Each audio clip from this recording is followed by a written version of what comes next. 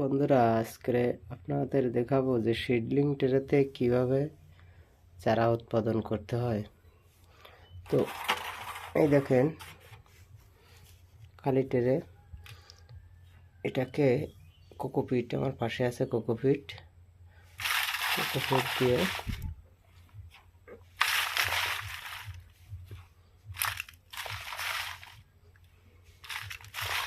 সমস্ত সেলগুলো ভরাট করতে হবে।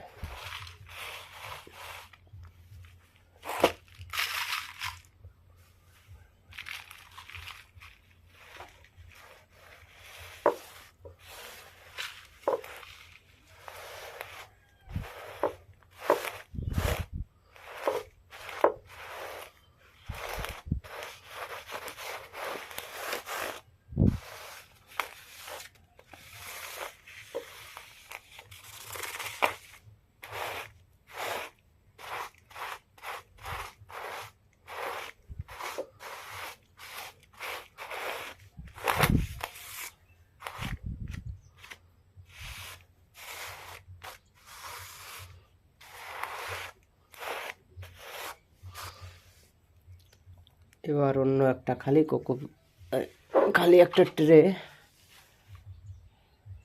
ঠিক প্রত্যেক সেলের মাঝ বরাবর নিচের চাপ দিতে হবে।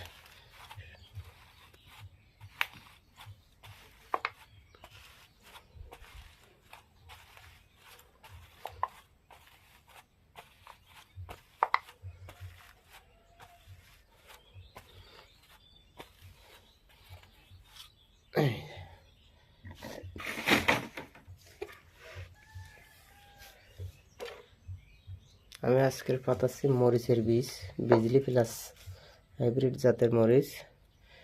একটা করে বীজ প্রত্যেকটা সেলের মাঝ বরাবর একটা করে বীজ দিতে হবে।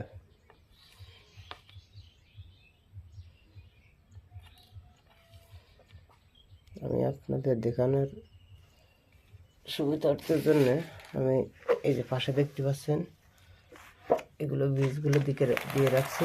এর পরবর্তী কাজ হচ্ছে আবার হালকা করে কোকোপিট দিয়ে এগুলো বীজ দেওয়া।